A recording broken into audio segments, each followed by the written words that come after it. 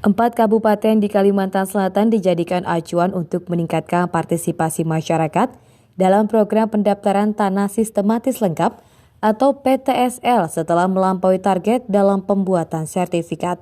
Empat kabupaten ini yakni Balangan, Hulu Sungai Selatan, Tanah Laut, dan Kota Baru.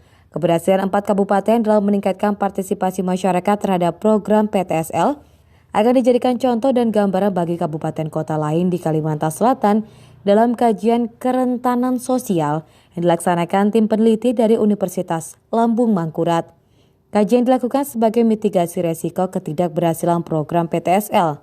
Hasil kajian akan direkomendasikan kepada BPN maupun ke pemerintah daerah di 13 kabupaten kota sebagai upaya untuk meningkatkan partisipasi serta menekankan pentingnya pembuatan sertifikat untuk bidang tanah yang dimiliki oleh masyarakat. Baik risiko berupa yang berdampak sosial, budaya, bahkan kemungkinan akan ada juga berdampak politik karena kita sudah mulai memasuki tahun-tahun politik di tahun 2022 ini. Secara tidak langsung, permasalahan-permasalahan itu akan menghambat pelaksanaan PTSL PM yang akan kita laksanakan pada tahun ini dan tahun-tahun ke depan. Tidak dapat kita mungkiri bahwa saat ini sudah harus juga diikuti dengan adanya komunikasi yang baik antara pelaksana PTSL dengan masyarakat. Nah, mereka itu ada keberhasilan yang sangat maksimal. Nah, kita akan melihat bagaimana kisah cerita kesuksesan dari masing kabupaten itu, padahal mereka termasuk kabupaten yang rentan terhadap ketidakberhasilan, tapi bisa mengatasinya dan bisa melebihi target yang sudah ditentukan dari pihak kanwil maupun pusat.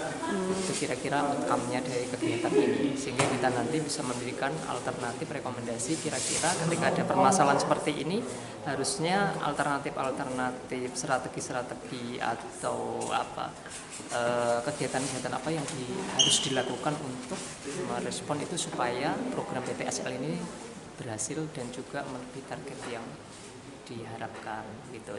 Dan ini empat kabupaten ini sebagai istilahnya acuan ya untuk beberapa kabupaten yang lainnya yang belum berhasil, sebagai kiblatnya lah istilahnya seperti itu. Oke, terima kasih. Pertama kita berangkat dari pemahaman mendasar bahwa tanah ini kan memiliki fungsi sosial, fungsi ekonomi dan juga fungsi ekologis. Maka penelitian ini atau kajian ini akan mencoba untuk melihat secara mendalam sejauh mana program ini mampu memperkuat fungsi-fungsi tersebut, mulai dari fungsi sosial, fungsi ekonomi maupun fungsi ekologis. Nah, yang pertama yang ingin kita lihat fungsi ekonomi. Apakah program PTSL ini mampu menumbuhkan produktivitas pengelolaan lahan yang ada pada masyarakat. Fungsi sosial di sini begini, kalau di desa orang yang punya tanah tentunya dia memiliki status sosial yang lebih baik berbanding dengan orang yang tidak memiliki tanah sama sekali. Tim peneliti sendiri melibatkan 5 akademisi dari ULM di 5 bidang meliputi bidang geografi manusia, studi pembangunan, kelembagaan dan kebijakan publik, komunikasi publik serta sosiologi antropologi. Program percepatan reformasi agraria ini bertujuan membentuk kebijakan satu peta dalam rangka memberikan kepastian kepemilikan tanah dan fungsi tanah. Epi Dwi Herlianti, Duta TV, Banjarbaru.